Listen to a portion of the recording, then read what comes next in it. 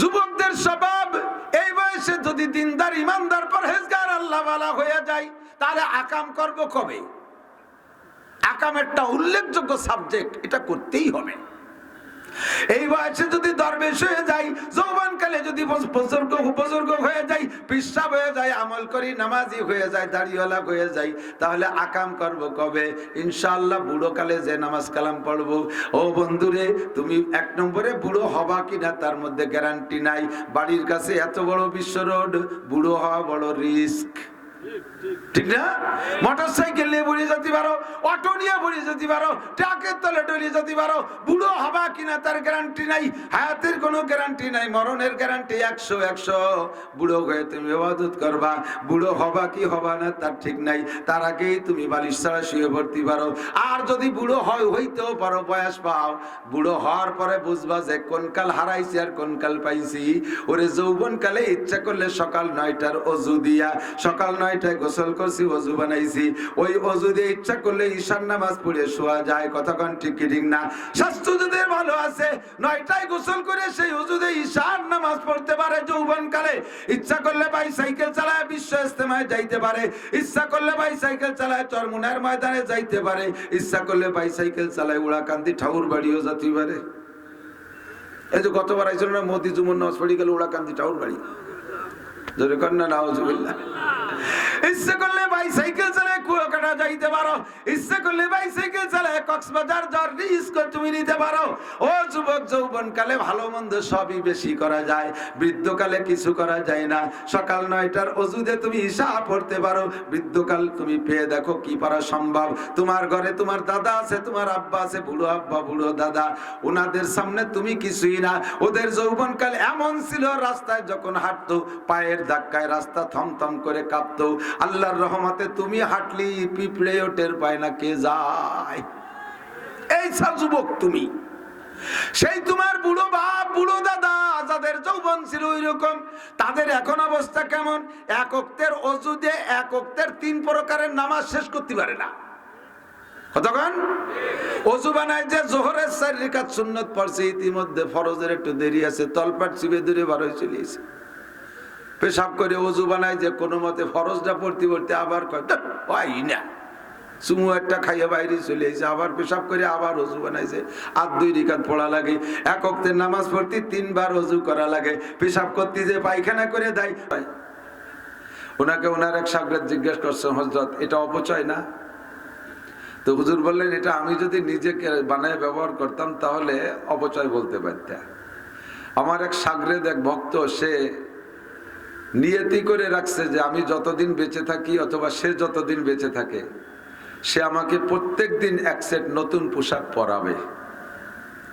ও বছরে একবারে আমার 365 সেট পোশাক বানায় দেয়। আর ওর হুকুম, ওর দাবি, আমি প্রত্যেক দিন 1 সেট পরবো, ওইটা আগামীকাল পরবো না। তা আজকে যেটা পরে খুলে রাখি ওইটা একজন গরিবকে আমি দান করে দেই। একদিক দিয়ে আমার নতুন পোশাক পরার স্বাদ আমি মিটাইলাম, অপরদিকে ওই লোকটার মনের তামান্না আমি পূরণ করলাম। তৃতীয়ত, আমার এই পোশাকগুলো ছেড়ে দেওয়ার পরে তো আমি ঘরে রাখবো না, আমার এই নতুন পোশাক আরো নতুন নতুন মানুষে পেয়ে যাচ্ছে। এভাবে আমি 3টে ফজিলত এখান থেকে অর্জন করি। শরীয়তের গণ্ডির মধ্যে থেকে সুসজ্জিত হওয়া আদৌ দোষ না। আজকে প্যান্ডেলটা বড় সুন্দর লাগছে, এর জন্য কথাগুলো না ভুলে পারতেছি না। মাঝে মাঝে যাই জায়গায় জায়গায় মাহফিলি, আল্লাহু আকবার। প্যান্ডেল বানাইছে, আম গাছ আছে চারপাশে, পর্দা 4 কোনা আম গাছের সাথে 4 কোনা বাঁধিয়ে দিয়েছে, মাঝখানে ঝুলে রয়েছে। বাতাসে ধাক্কা মারে, পর্দার বাড়িতে হুজুরি টুপি খুলে ফেলাই দেয়। প্যান্ডেল বানাইছে। এরই পাশে হিন্দুরা পূজার সময় গেট বানাইছে, ইন্ডিয়ার থেকে মিস্ত্রি আইনা। আজ থেকে প্রায় 20 বছর আগের এক গেটের বর্ণনা আমি দিচ্ছি। 20 বছর আগে গেট বানাইছে 3 লক্ষ টাকা দিয়ে পূজার জন্য। তার 1 কিলোমিটার দূরে আমার মাহফিলের প্যান্ডেলের এই অবস্থা, আম গাছের কোনায় পর্দা বাঁধিয়ে দিয়েছে, তাতে বাড়ি দিয়ে দিয়ে হুজুরকে টুপি ফেলাই দিচ্ছে। এইটা দেখে অমুসলমানরা হাসে। মুসলমানদের ধর্মীয় অনুভূতি কি এত খয়রাইতে? আজকের প্যান্ডেলটা দেখে বোঝা যাচ্ছে একটা রাজকীয় প্যান্ডেল। কথা কোন ঠিক না? সারা বাংলাদেশে 4 মাস তো হয়ে, 4.5 মাস হয়ে যাচ্ছে এই সিজনের মাহফিল। তো 4 মাস দুগুণে কয়দিন হয়? 7 দিন মাহফিল হয়ে গেছে, প্রত্যেক দিন 2-2 করে। এত মাহফিল করছি, কিন্তু আজকের মতো ওই বসার কার্পেট আর বাংলাদেশে কোনো জায়গা দেখিনি। কথা কন না কেন? একেবারে মখমল গালিচা। এও যদি আপনাদের কিনে লাগাতে হতো তাহলে মনে হতো না। আল্লাহর রাস্তে পেয়ে গেছেন, বলেন আলহামদুলিল্লাহ।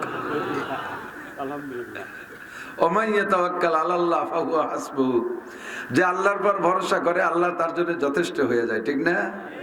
আমার ভাই জনাব মুন্সি আব্দুস সুবহান সাহেব, তার সাথে আমার আন্তরিকতা, যদিও আমি একরকম আর উনি আর একরকম, হয়ে যাবেন আস্তে আস্তে ইনশাআল্লাহ।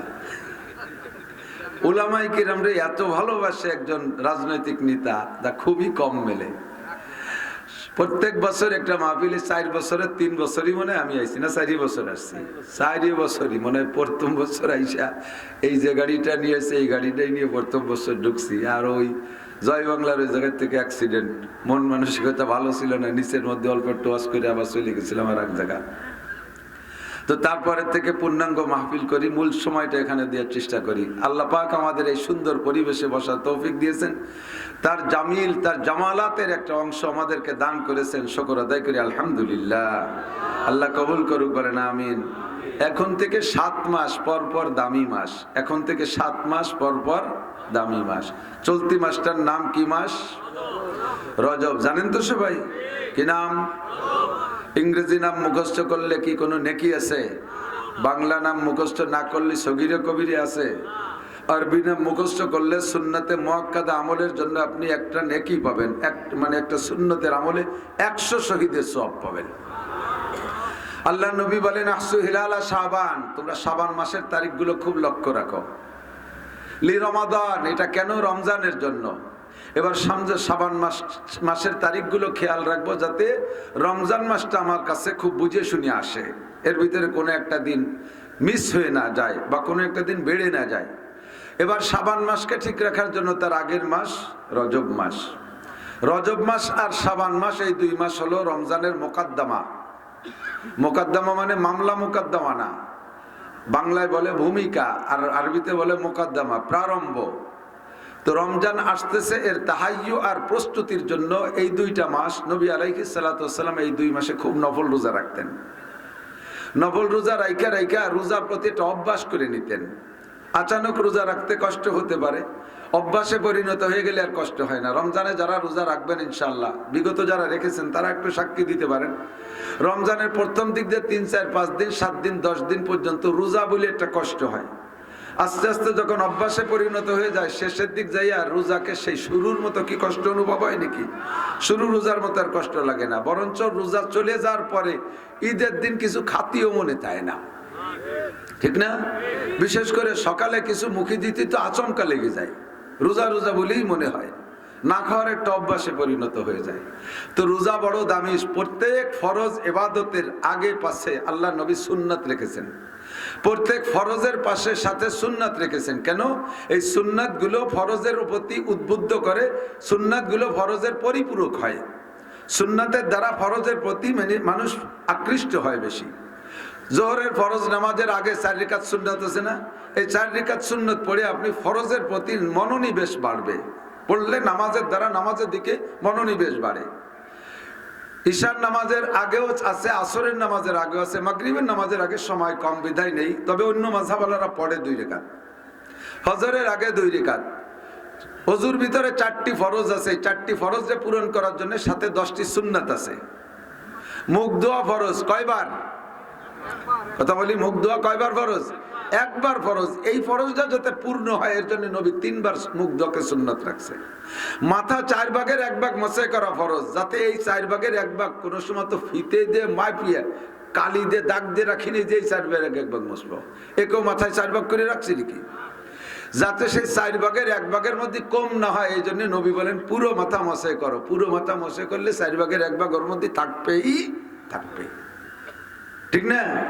পা 1 বার ধোয়া ফরজ, 1 বার ধুইলে যথেষ্ট, যাতে 1 বার ধোয়ার ভিতরে শুকনো থেকে না যায়। এর জন্য নবী বলছেন 3 বার ধো। মুখমণ্ডল 1 বার ধোয়া ফরজ, যাতে এখানে একটুও ফাঁকা না থাকে, চুল পরিমাণ ফাঁকা না থাকে। এই জন্য বলেন পুরো মুখে 3 বার দাও, তাহলে এটা পুরো হয়ে যাবে। প্রত্যেকটা সুন্নাত ফরজের পরিপূরক হিসেবে ফরজের প্রতি উৎসাহিত করার জন্য আসে। তেমনি রমজান মাস আসতেছে, তার আগে 2টা মাস রজব ও শাবান, 2টা মাস ভরপুর বরকতওয়ালা মাস। রজবের চাঁদ ওঠা থেকে উলামায়ে কেরামের কাছ থেকে অবশ্যই শুনে থাকবেন। আবার আমি পুনরাবৃত্তি করি, একই কথা। মুখ পরিবর্তনের কারণে মানুষের ভিতরে শোনার ভিতরে আগ্রহ পরিবর্তন থাকে, ক্রিয়ারও পার্থক্য হয়। আমার আগে যিনি বলছেন তেনার কথা হয়তো ক্রিয়া বেশি হবে, আমারটা কম হবে, তবু আমি বললে ওনার কথাটা সাপোর্ট হবে, সহযোগিতা হবে। আল্লাহ নবী রজবের চাঁদ ওঠার থেকে নিয়ে রমজানের আগে, রমজানের চাঁদ ওঠার আগ পর্যন্ত দোয়া পড়তেন। আমরা একবার একটু পড়ে নিই, যদি আজকের দোয়া কবুল হয়ে যায় তাহলে ইনশাআল্লাহ এই ফজিলত বরকত আমি পেয়ে যাবো। আল্লাহুম্মা বারিক লানা ফি রজাবা ওয়া শাবান ওয়া বাল্লিগনা রমাদান। তরজমা কি? আমি তরজমা বলি, আপনি আমিন বলেন। আল্লাহ রজব ও শাবানের বরকত আমাদেরকে দান করো, মেহেরবানি করে আমাদেরকে রমজান মাসে পৌঁছাই দিও। আজ মরি আর কাল মরি, মরতে তো হবেই একদিন, ঠিক না? তবে আমাকে একটু রমজান মাসে পৌঁছাই দিও। আল্লাহ বলেন রমজান মাসে যাওয়ার পরে তুমি কি মরতে চাও না বাঁচতে চাও? আগে রমজান পৌঁছাই দাও, তারপরে যা বলার বলবানি শেষ হওয়া। এখন 9 মাস, গত রমজান থেকে রজবের আগ পর্যন্ত 9 মাস চলে গেছে। 9 মাসের ভিতরে তেমন কোনো বড় ধরনের ফজিলত আমি অনুভব করিনি। রব্বুল আলামিন রজব যখন পেয়েছি, সামনে আর 2 মাস পরে রমজান আসবে। আল্লাহ তোমার নবীর কাছ থেকে শুনেছি রমজানের বাইরে একটা ফরজ আদায় করলে যেই সওয়াব, রমজান মাসে একটা নফল আদায় করলে সেই সওয়াব। আমি রমজানে বেশি বেশি খাবো, ইফতার করব, এই লোভে আমি রমজান পাইতে চাচ্ছি না। আল্লাহ এই ইবাদতের ফজিলতের লোভে রমজানের ভিতরে যদি একটা ফরজ আদায় করা হয়, অন্য মাসের 70টা ফরজের সওয়াব দান করা হয়। তোমার নবীর কাছে শুনেছি রমজান মাসে যদি 1 খতম কোরআন শরীফ পড়া হয়, অন্য মাসে 70 থেকে 700 খতম কোরআন শরীফ পড়ার সওয়াব তুমি দান করো। তোমার নবীর কাছ থেকে শুনেছি আল্লাহ রমজান মাসে যদি মুমিনের মৃত্যু হয়, রমজান মাসে যদি মুমিনের মৃত্যু হয়, ও যত বড় গুনাহগার হোক না কেন, রমজান মাসে মুমিন ব্যক্তির যদি মৃত্যু হয়, তাহলে রমজানের ওসিলায় তাকে কবর আযাব মাফ করে দেওয়া হয়। আর আল্লাহ তোমার সিদ্ধান্ত হলো, সিস্টেম হলো, এক জগতে যদি একজনকে একবার ক্ষমা করে দাও, ওই জগতে কোনোদিন তাকে শাস্তি দাও না। এই জন্য দুনিয়ায় যতদিন বেঁচে থাকি না থাকি, আল্লাহ রমজান মাসে যেন আমার মরণ হয়। যদি রমজান মাসে মরণ হয়, এই কবর আযাব থেকে বেঁচে যাব। এই জন্য দোয়া করি বাল্লিগ না রমাদান, আমাকে রমজান মাসে পৌঁছাইয়া দাও, কোন আমিন। এবার রমজান মাস পেয়ে গেছি, দোয়া আল্লাহ কবুল করেছেন, রমজান মাস পেয়েছি। কি জন্য আমি রমজান মাসে তামান্না করলাম? 1 নম্বরে ইবাদতের ফজিলত, 2 নম্বরে শবে কদরের ফজিলত নেব, 3 নম্বরে ইতিকাফের ফজিলত অর্জন করব, 4 নম্বরে যদি মরণ হয় তাহলে রমজান মাসে যেন মরতে পারি। এই সব কি বলা হয়, সুবিধার দিকে তাকায়া, এই সব ফজিলতের দিকে তাকায় আমি রমজান মাস পাইতে চাইছি। এবার রমজান মাস পাওয়ার সাথে সাথে যদি আল্লাহ পাক কয় তুমি তো রমজান চাইছিলে, এই যে রমজান 1 তারিখ শুরু হয়ে গেছে, আজকে তোমারে মেরে দেই, সে সময় আবার রমজান পাইয়েই বলবেন না যে আল্লাহ রমজান পাইছি এখন মেরে দাও, রমজানের ফজিলত আমি নেই। রমজান পাইয়ে এবার লম্বা হায়াত চাইবেন। রমজান মাসে প্রত্যেকটা মুহূর্তে মুহূর্তে দোয়া কবুল হয়, বিশেষ করে ইফতারির সময় দোয়া কবুল হয়। ইফতারি সামনে করে জীবনের সব জরুরত গুলো বলবেন। এর জন্য ইমাম সাহেবদের সমষ্টিগতভাবে মোনাজাত করানো জরুরি না? আমার প্রয়োজন আমি জানি, আমার প্রয়োজন কি ইমাম সাহেব জানে? কথা বলেন, জানে? আমার প্রয়োজন আমি জানি, আমার দরকার আমি বলবো। ইফতারি নিয়ে সংগঠনভাবে, সংগঠিতভাবে, সংঘবদ্ধভাবে দোয়া করতে হবে তা না। আপনার ইফতারি আপনি নিয়ে মোনাজাত হাত তুলেও করতে পারেন, অথবা বিনা হাত তুলে আপনি বলতে পারেন আল্লাহ গুনাহ মাফ করে দাও, আল্লাহ আমাকে সুস্থ করে দাও, ধন সম্পদ হালাল ভাবে বাড়ায় দাও, আব্বা মার গুনাহ মাফ করে দাও, মরহুমদেরকে মাফ করে দাও, ছেলে মেয়েদেরকে নেককার বানায় দাও, ব্যবসা বাণিজ্যে বরকত দান করো, বেকারত্ব জীবন দূর করো, হালাল উপার্জনের ভালো চাকরির ব্যবস্থা কইরা দাও। আল্লাহ ছেলে মেয়ে লেখাপড়া মেধা শক্তি ভালো করে দাও, আমার ছেলে মেয়েদেরকে উচ্চ শিক্ষায় শিক্ষিত করো, আগামী নির্বাচন আসতেছে আমারে বিজয় করে দিও।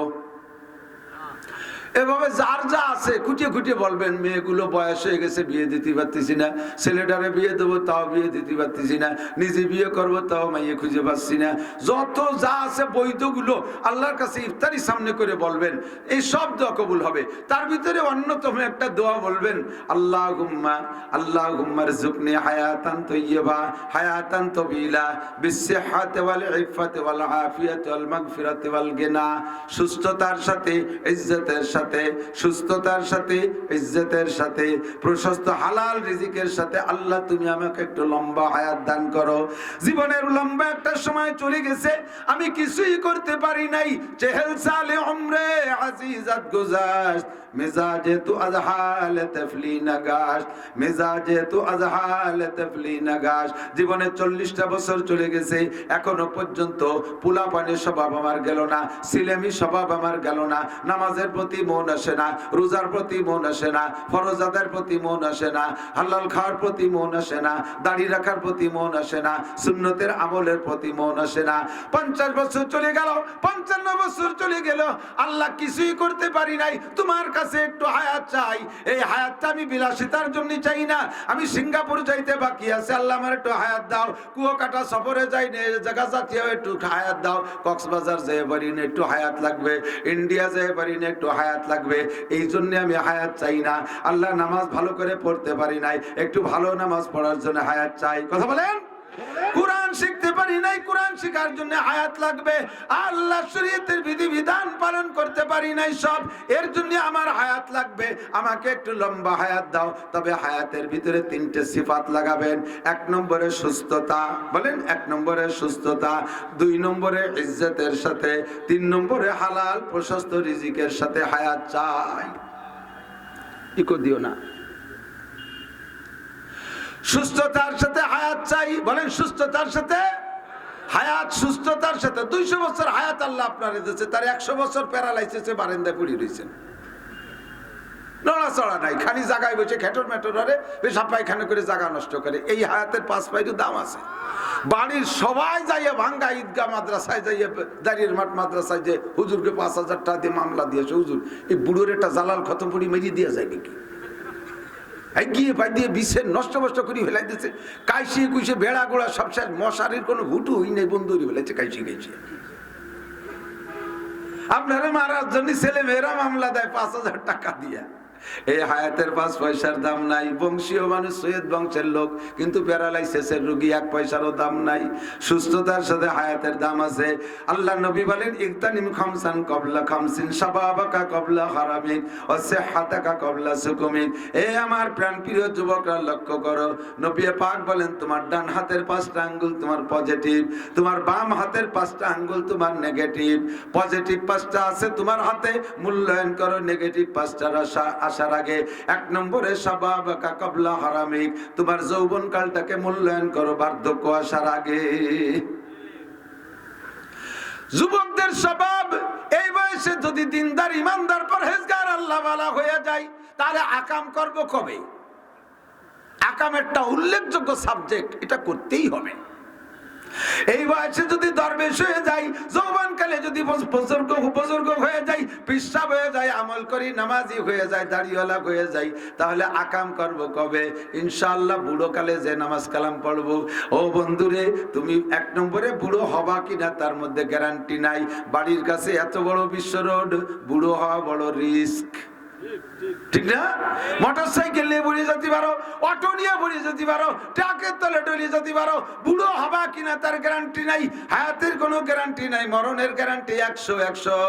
বুড়ো হয়ে তুমি ইবাদত করবা, বুড়ো হবা কি হবা না তার ঠিক নাই, তার আগেই তুমি বালিশ ছাড়া শুয়ে পড়তে পারো। আর যদি বুড়ো হইতেও পারো, বয়স পাও, বুড়ো হওয়ার পরে বুঝবা যে কোন কাল হারাইছি আর কোন কাল পাইছি। ওরে যৌবন কালে ইচ্ছা করলে সকাল 9টার অজু দিয়া, সকাল 9টায় গোসল করছি, ওযু বানাইছি, ওই ওযু দিয়ে ইচ্ছা করলে ঈশার নামাজ পড়ে শোয়া যায়। কতক্ষণ ঠিক কি ঠিক না? স্বাস্থ্য যদি ভালো আছে, 9টায় গোসল করে সেই ওযু দিয়ে ঈশার নামাজ পড়তে পারে। যৌবনকালে ইচ্ছা করলে বাইসাইকেল চালায় বিশ্ব ইজতেমায় যাইতে পারে, ইচ্ছা করলে বাইসাইকেল চালায় চরমুনার ময়দানে যাইতে পারে, ইচ্ছা করলে বাইসাইকেল চালায় উড়াকান্দি ঠাকুর বাড়িও যেতে পারে। এই যে গতবার আইছিল না, মোদি জুমুর নামাজ পড়ে গেল উড়াকান্দি ঠাকুর বাড়ি, জোরে কন্যা নাউজুবিল্লাহ। ইচ্ছে করলে বাইসাইকেল চালায় কুয়াকাটা যাইতে পারো, ইচ্ছে করলে বাইসাইকেল চালায় কক্সবাজার যাওয়ার রিস্ক তুমি নিতে পারো। ও যুবক, যৌবনকালে ভালো মন্দ সবই বেশি করা যায়, বৃদ্ধকালে কিছু করা যায় না। সকাল 9টার ওযুতে তুমি ঈশা পড়তে পারো, বৃদ্ধকাল তুমি পেয়ে দেখো কি পারা সম্ভব। তোমার ঘরে তোমার দাদা আছে, তোমার আব্বা আছে, বুড়ো আব্বা বুড়ো দাদা, ওনাদের সামনে তুমি কিছুই না। ওদের যৌবনকাল এমন ছিল, রাস্তায় যখন হাঁটতো পায়ের ধাক্কায় রাস্তা থমথম করে কাঁপতো। আল্লাহর রহমতে তুমি হাঁটলি পিঁপড়েও টের পায় না কে যায়। এই যুবক তুমি, সেই তোমার বুড়ো বাপ বুড়ো দাদা যাদের যৌবন ছিল ওই রকম, তাদের এখন অবস্থা কেমন? এক ওয়াক্তের ওযু দিয়ে এক ওয়াক্তের 3 প্রকারের নামাজ শেষ করতে পারে না। কতক্ষণ ওযু বানায় যে যোহরের 4 রাকাত সুন্নত পড়ছে, ইতিমধ্যে ফরজের একটু দেরি আছে, তলপাট চিপে ধরে বার হয়ে চলে এসে পেশাব করে ওযু বানায় যে কোনো মতে ফরজটা পড়তে পড়তে আবার কয় না, চুমু একটা খাইয়ে বাইরে চলে এসে আবার পেশাব করে আবার ওযু বানাইছে। আর 2 রাকাত পড়া লাগে। এক ওয়াক্তের নামাজ পড়তে 3 বার ওযু করা লাগে। পেশাব করতে যে পায়খানা করে দেয়, বাইসারতে যে লুঙ্গি নষ্ট হয়ে যায়। এ হলো বৃদ্ধকালের অবস্থা। কাজেই ওই বার্ধক্যের দুর্বলতা আসার আগে যৌবনকালকে মূল্যায়ন করো। শাবাবাকা ক্বাবলা হারামিক। লাভ আরো আছে, নবী বলেন ইয়াউমা লা যিল্লা, কি বলা হয়, সাবাতু ইযিল্লুহুমুল্লাহু ফি যিল্লিহি ইয়াউমা লা যিল্লা ইল্লা যিল্লু। যেদিন হাসরের মাঠে কোনো ছায়া থাকবে না। বলেন কোন ছায়া? কোন ছায়া হাসরের মাঠে এরকম প্যান্ডেল থাকবে, সামিয়ানা থাকবে, চাদুয়া থাকবে না। একটা মরা খেজুর গাছও নাই যে তার তলে মাথা গুজবা। সূর্যটা কাছে আসতে আসতে মাথার মাত্র 4 আঙ্গুল উপরে চলে আসবে। সূর্যের পাওয়ার আর তাপ এত বেশি হবে, সূর্যের পাওয়ারেই, অন্য কোনো আগুন দিয়ে নয়। সূর্যের পাওয়ারে পায়ের নিচের ছবিটা পুইলা পোড়া তামার মতো লাল হইয়া যাইবে। পোড়া তামা, তামা পোড়াইয়া স্বর্ণকারের দোকানে তামা দেন, পোড়াইতে পোড়াইতে যখন একেবারে লাল হইয়া যায়, অরিজিনাল আগুনের চাইতে বিপজ্জনক হইয়া যায়। কতক্ষণ ঠিক কি ঠিক না? আরে কর্মকারের দোকানের পোড়া লোহা ওইটা আসল আগুনের চাইতে বিপজ্জনক। মোমবাতি বা চেরা কুপি আলগাবাতি আগুন জ্বালাইলে শীষ ধরে আগুন উঠে যায় না? ওর মধ্যে দ্রুত গতিতে আঙ্গুল টেনে নেবেন, দেখবেন একটা লোমও পোড়াতে পারবে না। খেয়াল করছেন নাকি? আগুন শীষ ধরে বেয়ে গেল, দ্রুত আঙ্গুল টেনে নেবেন, একটা লোমও ফুটতে পারবে না। কিন্তু কর্মকারের দোকানের পোড়া লোহা লাল হয়ে গেছে, ওর গায়ে যত তাড়াতাড়ি হাত মারি ফিরিয়ে আনেন, খালি হাতে আসতে পারবেন? হাতের থেকে কিছু রাইখেই দেবে। যত তাড়াতাড়ি 1 সেকেন্ডে 100 ভাগের 1 ভাগ টাইম লাগান, সোয়া দেওয়ার সাথে সাথে কিছু না কিছু। হাসরের মাঠে আপনার ময়দানটা হবে কর্মকারের দোকানের পোড়া লোহার মতো, আরে স্বর্ণকারের দোকানের পোড়া তামার মতো। মাথার 4 আঙ্গুল উপরে থাকবে, সূর্য পায়ের নিচে, জমিনের এই অবস্থা। মানুষে অস্থির হইয়া চিৎকার মেরে বলবে, রব্বানা আখরিজনা মিনহা ফাইন শিতা আদখিলনাল জান্নাতা ওয়া ইন শিতা আদখিলনান নার। রব্বুল আলামিন, এই জগতে আর সহ্য করতে পারতেছি না, তোমার মনে চাইলে বের করে, মনে চাইলে জাহান্নামে দাও। সম্ভবত জাহান্নাম এত কঠিন হবে না, এইরকম প্রত্যেকটা মানুষের মনে হবে। জাহান্নাম তো এর চাইতে 1000 গুণে কঠিন। কিন্তু ময়দানে মাহশারের এই মহাবিপদে মনে হইবে জাহান্নাম মনে হয় এত কষ্টদায়ক না। আখরিজনা মিনহা ফাইন শিতা আদখিলনাল জান্নাতা ওয়া ইন শিতা আদখিলনান নার। মনে চাইলে বেহেশতে দাও, মনে চাইলে দুজকে দাও, আল্লাহ এখান থেকে বের করো। এমন করে চিল্লাইবেন, পিপাসায় বুক ফাইটা যাবে। আল্লাহর নবী বলেন, ওই মুহূর্তে 7 গুণের মানুষকে টেনে টেনে বের করে নিয়া আরশে আজিমের নিচে বসাইয়া আল্লাহ পাক রব্বুল আলামিন নিজ হাতে খানা খাওয়াবেন। বের করে নেয়ার সময় নবী পাক হাউজে কাউসার পান করাইয়া কলিজাটা ঠান্ডা করে দিবে। এই 7 গুণের ভিতরে 2 নম্বর, যে দ্বিতীয় রোল নাম্বার 2, ওই লোকটা হলো শাবুন নাশা ফি ইবাদাতিল্লাহ। যে যুবক তার যৌবনকাল, যুবতী তার যৌবনকালটা দিনদারির মধ্যে কাটাইলো, পর্দার সাথে কাটাইলো, নামাজের মধ্যে কাটাইলো, তিলাওয়াতের মধ্যে কাটাইলো, তাবলীগের মধ্যে কাটাইলো, মসজিদের সাথে কাটাইলো, মাহফিলের সাথে কাটাইলো, ওয়াজ নসিহতের সাথে কাটাইলো, উলামায়ে কেরামের সাথে কাটাইলো, পীর মাশায়েখদের সোহবতে গেল।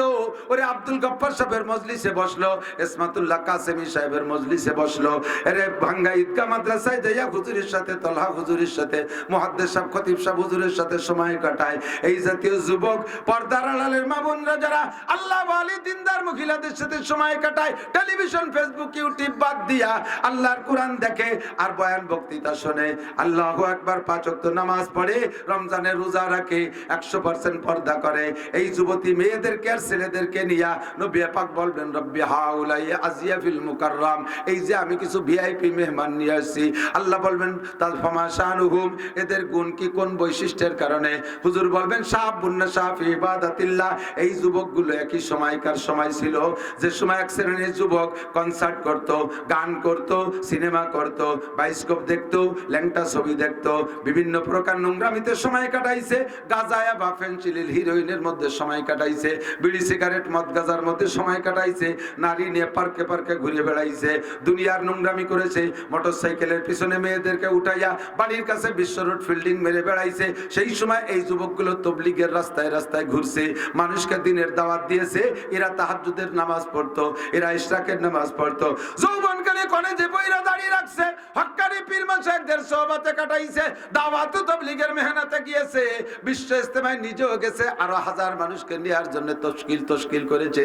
ও রব্বুল আলামিন, সেই যুবকদেরকে আমি দুনিয়ায় তাদেরকে প্রলোভন দিয়েছিলাম, তোমাদেরকে আমি হাউজে কাউসার পান করাবো, আল্লাহ আমি তাদেরকে হাউজে কাউসার পান করাইছি, আরো বলেছিলাম আরশে আজিমের নিচে বসাবো, তুমি তাদেরকে তোমার কুদরতি হাত দিয়ে 500 বছর খানা খাওয়াবা। এই সেই যুবক যুবতীরা আজকে আমি তাদেরকে গুছাই নিয়ে আসি। আল্লাহ বলবেন আজলিসুন তাহতা আরশি, সবাই আবার আরশে আজিমের নিচে বসাইয়া দাও। এদের গায়ে এই সূর্যের তাপ লাগবে না, পায়ের নিচের জমিনের এই পুরা তামার কষ্ট হবে না। ও যুবক, এই সময়টারে মূল্যায়ন করো। ইগতানিম খামসান ক্বাবলা খামসিন শাবাবাকা ক্বাবলা হারাবিক, যৌবন কালটাকে মূল্যায়ন করো বার্ধক্য আসার আগে।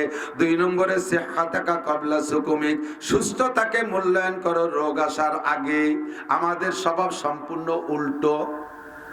অসুস্থ হলে সেই সময় পারে না, বাইসে একটু নামাজ পড়তে যায় মরার ভয়তে, সুস্থ হয়ে গেলে আবার টুপিটা বা জমা দিয়ে থুয়ে যাই, সেই বিপদে পড়লে সেই সময় আল্লাহ বিল্লে করি, কথা কন না কেন? আরে বিপদে পড়ে আল্লাহ বললে যে পরিমাণ আল্লাহ খুশি হয়, সুপদে থাকলে আল্লাহ বললে তার চাইতে আল্লাহ 1000 গুণ বেশি খুশি হয়। শান্তির মধ্যে যাইয়া আল্লাহ বললে মুনাজাত করলে আল্লাহ যত বেশি খুশি হয়, কষ্ট আর অশান্তির মধ্যে তাইকা ইবাদত করলে যে পরিমাণ খুশি হয়, সুখে শান্তিতে থাইকা ইবাদত করলে আল্লাহ তার চাইতে বেশি খুশি হয়। সিহহাতাকা ক্বাবলা সুকুমিক, রোগ আসলে কিছুই করতে পারবা না, অসুস্থ অবস্থায় কিছু করতে পারবা না। দেখেন না মসজিদে আজকে চেয়ারম্যান কি পরিমাণ, প্রায় মসজিদে চেয়ারম্যান আছে না? আরে নির্বাচিত চেয়ারম্যান না, ফাও চেয়ারম্যান, ভোট ছাড়া চেয়ারম্যান, সামনের এক কাতার সব ভিআইপি পারসন চেয়ারম্যান, একেবারে সানা বান্ধি বসে নিয়েছে। চেয়ারম্যান পার্টি সব চলে যাবে জমির আতালির মধ্যে, আলির মধ্যে চলে যাবে, কোনায় কোনায় বসাই দেবে। কেন চেয়ার লাগার কারণ সময় মতো পার্সপাতিরে প্র্যাকটিস করাই নেই। আপনারাই বাঙ্গাতে ফরিদপুরিতে 2টা স্যালো মেশিন কিনে নিয়ে আইছেন ব্লকের জন্য অথবা নসিমনের জন্য। ধরেন নসিমন একটা মেশিন নসিমনে সেট করছেন, ওরে ডেলি স্টার্ট দেন, একবার টান দিলি, কিক একবার মারলেই স্টার্ট হয়ে যায়। 30 বছর চলতেছে, টান দিলি স্টার্ট, ওর কোনো জায়গায় কোনো সমস্যা নাই। আর একটা মেশিন কিনে আইনে ঘরে ফেলায় রেখে দিয়েছেন, কোনোদিন স্টার্ট দেন নাই। 30 বছর পরে এবার নিয়ত করছেন যে পুরন মেশিনটা বেশি ফেলাই দিয়ে বাঙ্গাড়িতে দিয়ে নতুনটা সেট করি। এই 30 বছর আগে যেটা কিনে এনে ঘরে রাখছেন, কোনোদিন স্টার্ট দেয়নি, ওইটারে ইঞ্জিনটারে গাড়ির সাথে সেট করে স্টার্ট দিতে যে দেন, হ্যান্ডেল ঢুকোই দিয়ে টান দেবেন, বিভিন্ন জায়গা কলকল কলকল শব্দ হচ্ছে, পার্সপাতি তো কাকা আস্তে টান দেন, গিরি গুড়ি ছুটি যেতে পারে, গিরি হয়ে গেছে, টাইট হয়ে গেছে সব জায়গা। আমরা ছোটবেলাতে নামাজ পড়ি, আত্মাহতের মধ্যে পাও ভাজ হয়, ডাইন পা খাড়া হয়ে থাকে, রুকু দিতে অসুবিধে নাই, সিজদা দিতে অসুবিধে নাই, সব জায়গায় নাড়াচাড়া করতে তালে আছে, জীবন ভরে নামাজ পড়ো। আমাদের মেশিন রানিং আছে, আর এই মেশিনগুলো 40 বছর পর্যন্ত রয়েছে, পড়ে নামাজ নাই কালাম নাই, চেয়ারে ফিক ধরে বসে রয়েছে, সব জায়গা গিরিশ ফিরিশ শুয়ে টাইট হয়ে গেছে। বুড়ো কালে যাই হজ আর উমরা একটা তবলিগে এক চিল্লে দিয়েছে, নামাজ পড়তে গেছে, হ্যান দেয় যে সে বাজ হয় না, সব জায়গা কলকল কলকল শব্দ হতেছে। কয় বাবা নাড়াচাড়া দিও না, তাহলে কিন্তু জায়গা মতো জাতি পারবো না রে, এখন চেয়ার এনে দাও। আছে না নাই? সেহাতাকা কবলা সুকুমিক, সুস্থতারে মূল্যায়ন করো রোগ আসার আগে। 3 নম্বর ফিরাকাকা কবলা সুগুলিক, এই তোমার ঝামেলা মুক্ত সময়ের মূল্যায়ন করো ঝামেলা আসার আগে। আমরা প্রত্যেকেই ইবাদতের জন্য প্রস্তুতি নেই, কিভাবে প্রতিজ্ঞা করি একটু ঝামেলা টামেলা কমাই, একেবারে আল্লাহরে ধর্ব মাজায় গামছা দিয়ে, নামাজ ধর্ব তো আর ছাড়বো না, রোজা ধর্ব তো আর ছাড়বো না, ঝামেলা মুক্ত হয়ে নেই তারপরে যাব। একটা প্রত্যেকটা মানুষ বলেন, যারা একটু সংসার ধর্মের মধ্যে ঢুকছেন, যারা একটু সংসারের মধ্যে ঢুকছেন, যারা ইনকাম করে সংসার চালানো লাগে, এই মানুষগুলো আমরা একটু সত্য সাক্ষী দেন। বলেন তো আগে চাইতে বর্তমানে প্রত্যেকদিন ঝামেলা কমতেছে না বাড়তেছে? প্রত্যেকটা মানুষের ঝামেলা বাড়তেছে। আমি মনে করি কাল কমবে, কালকে দেখি তার চেয়ে বেশি, মনে করলাম আগামীকাল কমবে, তারপর দিন দেখি তার চেয়ে বেশি। আর সবে গুইয়াম কে ফরদা তরকে ই সওদা কুনাম, হর সবে গুইয়াম কে ফরদা তরকে ই সওদা কুনাম, বাজ টু ফরদা সওয়ামিম রোজেরা ফরদা কুনাম। প্রত্যেক দিন কই আগামীকাল বিড়ি খাওয়া ছাড়িয়ে দেবো, কাল যখন এসে কয় যে আমি তো কইছি কালকে ছাড়বো, আজকে তো ছাড়ার কথা কইনি। প্রত্যেক দিন খালি আগামীকালকের দিকে ঠেলে দিই। ও দোস্ত, আমরা প্রত্যেকে মনে করি ঝামেলা মুক্ত হয়ে যাব, দিনের পর চলবো, ঝামেলা মুক্ত হয়ে ইবাদত বন্দেগী করব। দুনিয়া ঝামেলা মুক্তর জায়গা না, এ দুনিয়া শুধু ঝামেলার ঝামেলা। আখিরাতে দুইটা দিক আছে, 100% ঝামেলা মুক্ত আর 100% ঝামেলা যুক্ত। যারা জাহান্নামে পড়বে তাদের 100% ঝামেলা যুক্ত, ওর মধ্যে 1 সেকেন্ডও ঝামেলা মুক্ত সময় নাই জাহান্নামের মধ্যে। আর জান্নাতের মধ্যে ঝামেলার কোনো গন্ধই নাই, 100% ঝামেলা মুক্ত। আর দুনিয়া ঝামেলা যুক্ত এবং মুক্ত মিলাই চলতে হয়। দুনিয়া একেবারে কখনো ফারেক হইতে পারবেন না, কোনো দিনও পারবেন না। তুম যাকে উনসে কহ দো কে মরনে মে কামাল নেহি, জল জল কে হজরে ইয়ার মে জিনা কামাল হ্যায়। দুনিয়া ছেড়ে দিতে আপনাকে বলে নাই, ব্যবসা করবেন, রাজনীতি করবেন, আরে চাকরি বাকরি করবেন, খেত কামার করবেন, গাড়ি বাড়ি করবেন, বউ বাচ্চা বিবাহ শাদী করবেন, সন্তানাদি প্রোটেকশন দেবেন, সব কিছু করবেন। এর ভিতর দিয়ে আপনাকে আখিরাত কিনে নিতে হবে। আজকে ভালো আছে, কালকে খারাপ আছে, কালকে খারাপ আছে, পরের দিন ভালো হবে। এরকমই তো, এভাবেই তো চলতেছি আমরা। কতক্ষণ আল্লাহকে আলাম নাশরাহ লাকা সাদরাক ওয়া ওয়াদানা আনকা বিজরাক আল্লাযী আনকাদা যাহরাক ওয়া রাফা'না লাকা যিকরাক ফা ইন্না মাআল উসরি ইউসরা। একটু পড়বেন আমার সাথে যারা পারেন, ফা ইন্না মাআল উসরি ইউসরা, ইন্না মাআল উসরি ইউসরা। ইযা ইশতাদ্দাত বিকাল বালাওয়া ফাফাক্কির ফি আলাম নাশরাহ, ইযা ইশতাদ্দাত বিকাল বালাওয়া ফাফাক্কির ফি আলাম নাশরাহ ফা উসরুন বাইনা ইউসরাইনে ইযা ফাক্কারতাহু ফাফরা। যখন কোনো কঠিন মুসিবত এসে যায় তখন আপনি আলাম নাশরাহ লেখার সূরার দিক লক্ষ্য করবেন। কয় ও জায়গা কি আছে? কয় আলাম নাশরাহ লেখার সূরার মধ্যে দেখেন একদিকে দুই দিকে আছে শান্তি, মাঝখানে অশান্তি।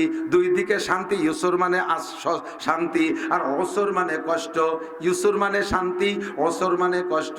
দেখো সূরা আলাম নাশরাহ লেখার মধ্যে আছে ইন্না মাআল উসরি ইউসরা ফা ইন্না মাআল উসরি ইউসরা। দুই দিকে ইউসুর আছে, মাঝখানে ওসর, দুই শান্তির মাঝখানে কষ্ট।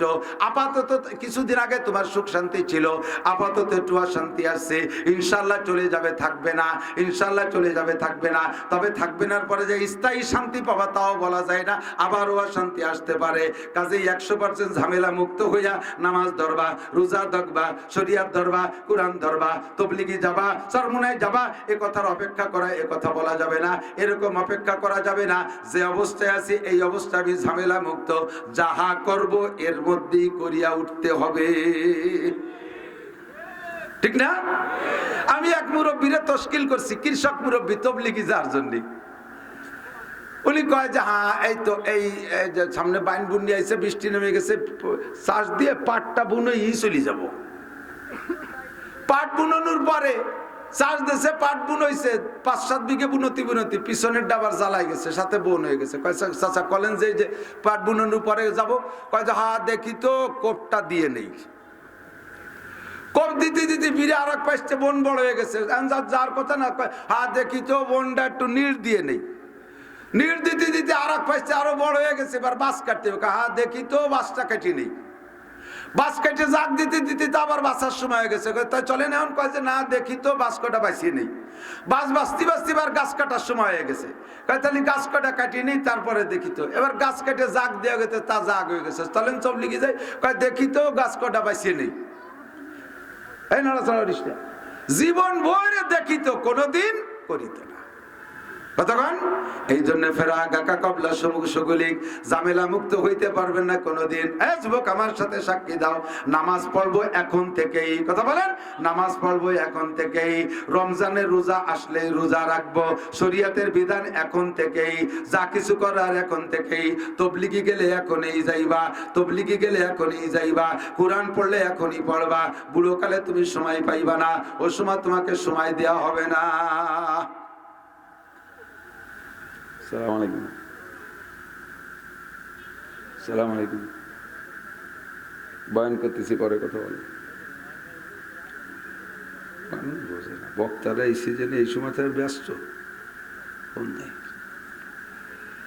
আল্লাহ 4 নম্বর, গেনা আকা কাবলা ফাকারিক।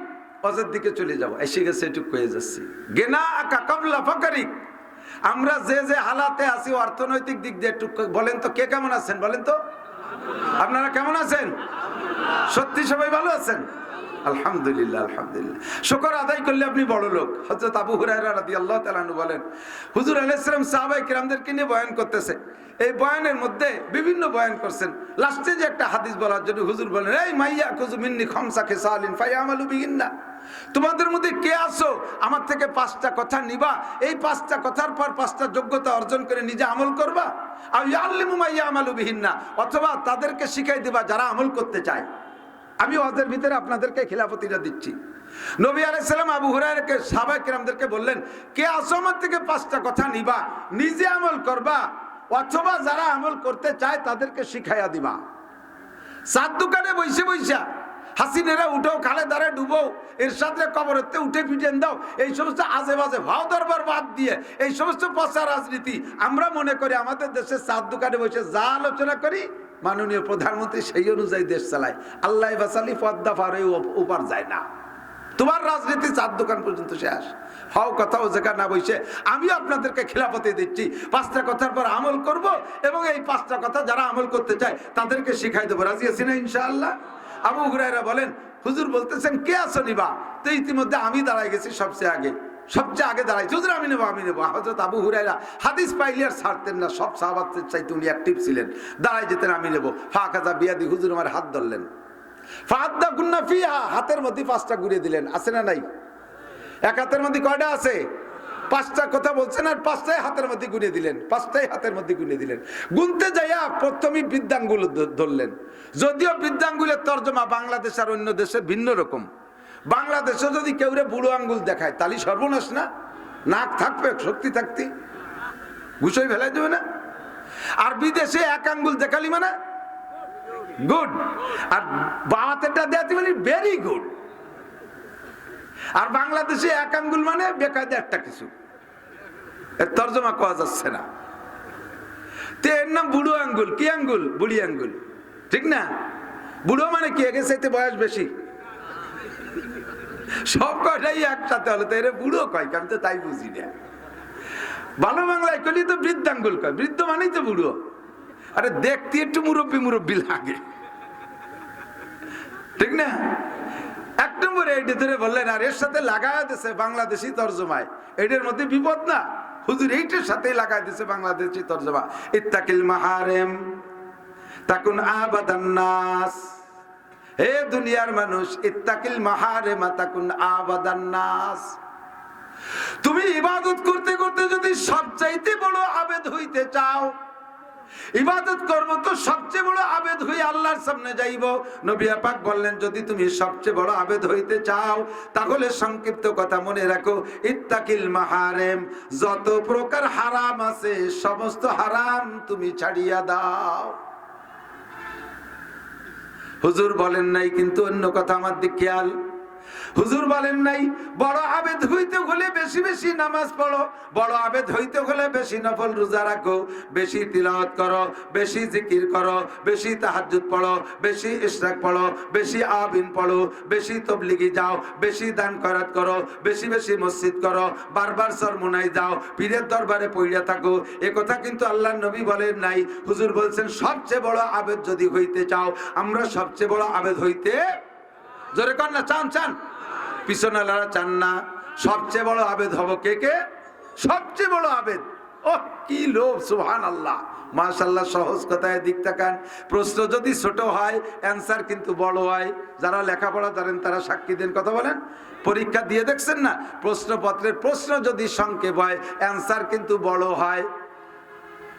এই প্রশ্ন লিখে দিয়েছে, প্রশ্ন কট্টু প্রশ্ন আসছে ছোট্ট 2 কথার ভিতরে, পুরো বইতে যাহা কিছু আছে সব লিখিয়া দাও। ছোট্ট একটা প্রশ্ন না, পুরো বইতে যা কিছু আছে সব লিখে দাও। 6 মাস লাগবে না লিখতে। প্রশ্ন যদি ছোট হয় উত্তর বড় হইয়া যায়, আর প্রশ্ন যদি বড় হয় উত্তর ছোট হয়। পুরো বইটা উঠে দিয়েছে প্রশ্নের ভিতরে দিয়ে কয় এই বইতে যাহা আছে তা সত্য না মিথ্যা। সত্য লিখলেও হয়ে যেতে পারে, মিথ্যা লিখলেও হয়ে যেতে পারে, মাত্র এক কথায় উত্তর, ঠিক না? প্রশ্ন যদি বড় হয় উত্তর ছোট হয়, প্রশ্ন যদি ছোট হয় উত্তর বড় হয়। নবী বলেছেন তুমি যদি সবচেয়ে বড় আবেদ হইতে চাও, তোমারে বারবার উমরায় যাইতে বলে নাই, বছরে একবার হজে যাইতে বলে নাই, লক্ষ লক্ষ কোটি কোটি টাকা দানের কথা বলে নাই, তোমারে সারা রাত তাহাজ্জুদের ভিতরে কাটাইতে বলে নাই, তোমারে বেশি বেশি তিলাওয়াতের কথা বলে নাই। ছোট্ট একটা কথা বলেছেন, সবচেয়ে বড় আবেদ হইতে চাইলে ইত্তাকিল মাহারেম, যত হারাম আছে, যত প্রকার হারাম আছে সব হারামগুলি ছাড়িয়া দাও। এবার চলে যাই জায়গা মতো, দিক তাকান। অ্যান্সার লেখা শুরু করে দেই, যত প্রকার হারাম আছে সব ছেড়ে দাও, তাহলে সবচেয়ে বড় আবেদ হইবা। ইবাদতের পজিটিভ কথা বলে নাই, নেগেটিভটাকে আল্লাহ নবী বলেছেন যে গুনার কাজগুলো ছাইড়া দাও। কেন বললেন, কেন বললেন? আমার দিক তাকান। আরে ইবাদত করা যত সহজ, গুনার স্বভাব হয়ে গেলে গুনাহ ছেড়ে দেওয়া অত সহজ না। নামাজ পড়া সহজ, ইবাদত করা সহজ, আল্লাহু আকবার, স্ত্রী নিয়ে ঘর করা সহজ, স্ত্রী নিয়ে ঘর করা সহজ, নিজের হালাল টাকা খাওয়া সহজ, কিন্তু হারাম খাওয়ার যদি অভ্যাস থাকে হারাম বর্জন করা বড় কঠিন। দুধ খাওয়া সহজ, মধু খাওয়া সহজ, পানি খাওয়া সহজ, শরবত খাওয়া সহজ, কিন্তু গাঁজা বা ফেন্সিলিন, হিরোইন আর মদ খাওয়ার অভ্যাস থাকলে ওই অভ্যাসকে পরিহার করা বড় কঠিন। ঠিক কি ঠিক না? আল্লাহু আকবার। আর দুনিয়ার মানুষের স্বভাব হলো হালালের চাইতে হারামের প্রতি মানুষের আগ্রহ বেশি। আন্নাসু হারিসুন মিম্মা মুনিয়া, মানুষকে যার থেকে নিষেধ করা হয় তার প্রতি লোভ হয় বেশি, তার প্রতি লোভ হয় বেশি, নিষিদ্ধ জিনিসের প্রতি লোভ হয় বেশি। ঘরে স্ত্রী আছে, স্ত্রীর সাথে সম্পর্ক না, স্ত্রী বিশ্ব সুন্দরী প্রিয়াঙ্কা চোপড়া, তার দিকে নজরই করতে মনে চায় না। আল্লাহু আকবার, প্রেম করছে কালীপদ এক মহিলার সাথে, একেবারে আলকাতরাতুন নিসা, সেই আলকাতরাতুন নিসার সাথে প্রেম, সেই জায়গা জন্মের মোহাব্বত সব ঢালি দেয়, সেই জায়গা বোর সাথে অত সম্পর্ক থাকে না। হারামে অভ্যস্ত হয়ে গেলে হালালে মজা থাকে না, হারামে অভ্যস্ত হয়ে গেলে হালালে মজা থাকে না। ঘুষে যদি একবার অভ্যাস হয়ে যায় বেতনে তৃপ্তি পায় না, ঘুষে অভ্যস্ত হয়ে গেলে, কথা কন না কেন? ঘুষে অভ্যস্ত হয়ে গেলে বেতনে তৃপ্তি পায় না, বেতনের আশাও করে না, অপেক্ষাও করে না, জানে ওটাও অনায়াসে অ্যাকাউন্টে ঢুকবে, রাস্তাতে ট্রাকের সাথে যেটা মুসাফা করে নিতে পারি এইটাই লাভ। সাথে শুধু রাস্তার ট্রাক লাগে কথা কইয়ে খেপাও কা, সব জায়গা আছে। চেয়ারে বড় চেয়ারে বসেছি, এত বড় দাড়ি, মেহেদি লাগাইয়া লাল করে ফেলাইছে, পূর্ব পাড়া লাল হয়ে গেছে, কপালে নামাজ পড়তে পড়তে টিক্কি হয়ে গেছে। ওনার হাতে রয়েছে ডেলিভারি সই, যে সমস্ত মালগুলো মসজিদ মাদ্রাসায় পাস হয়, এর কি কয়, এই মালগুলো জিআর টিআর কাবিখা, এই সমস্ত মালগুলো পাস হয়। আরো বড় বড় তো 2-3 জায়গার নাম কইলাম, আরো বড় বড় পাস করেন যেই অফিসারের সইতে, অফিসার বড় দাড়িওয়ালা নামাজি, কপালে টিক্কি হয়ে গেছে, ফাইল যায় সামনে ঘুরে ঘুরে খালি তলে থুয়ে দেয়। 1 মাস হয়ে গেছে, প্রায় ল্যাপস হয়ে যাওয়ার কায়দা। সেক্রেটারি সাহেব সুবান মুন্সি ইমাম সাহেবরে কইছে যদি পাস করায় না আনতে পারে তাহলে তোমার চাকরি শেষ। ইমাম সাহেব কান্তি কান্তি যে কয়, স্যার আজকে যদি সই না দেন চাকরিটা শেষ হয়ে যাবে, ছোট মোটো বাল বাচ্চা নিয়ে পেটে লাথি মারবে, তাড়াতাড়ি একটু সই করে দেন স্যার। তারপরে গুঁড়োয় তলে রেখে দেয়, কান্নাকাটিতে দুর্বল হয় না। লাস্টে কয় যাও ওই বসে একজন আছে, ওর সাথে একটু দেখা করি আসো।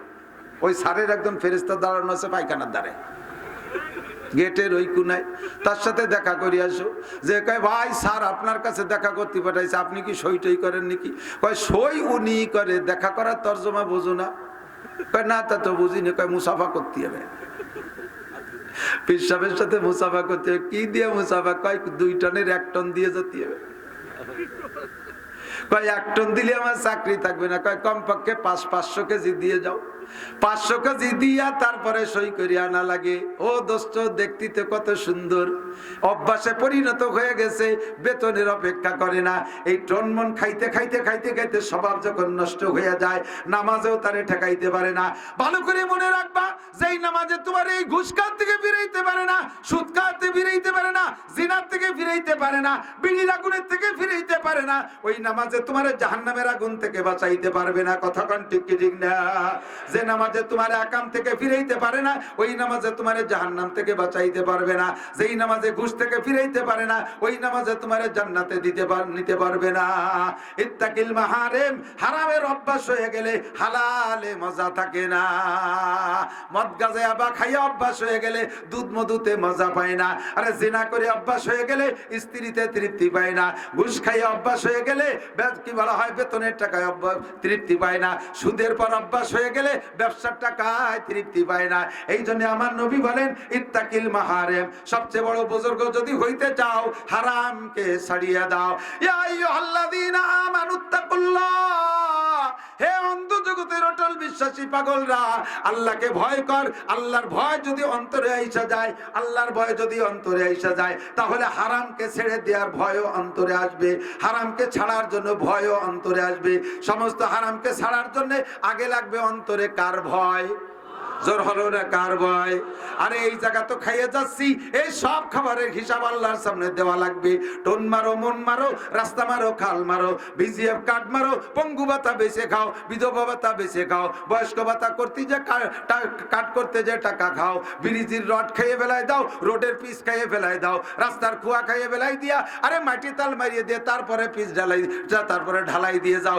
রাস্তার এ মাথায় তেও মাথায় যাইতে না যাইতে রাস্তার পিছন পাশতে রাস্তার সর্বনাশ। টিউমার উঠছে, বিষ ফুলা হইয়া, খাইজনি চুলকনি 5 লাখ হইয়া খোয়াগুলো জোর জোর করে খালের মধ্যে নামিয়ে যা। বুজুর্গ নামাজি মানুষ, আল্লাহু আল্লাহ বুজুর্গ।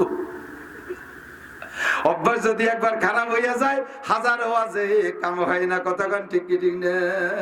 বুড়োকে স্বভাব আছে, এরা এত শহর অঞ্চল, তারপরও গ্রামে বুড়ো তো আইছে। আর সবচেয়ে বুড়ো কালে আইসে না শহরে উঠছেন, একসময় তো গ্রামে ছিলেন, জানা আছে অভ্যাস সবাই।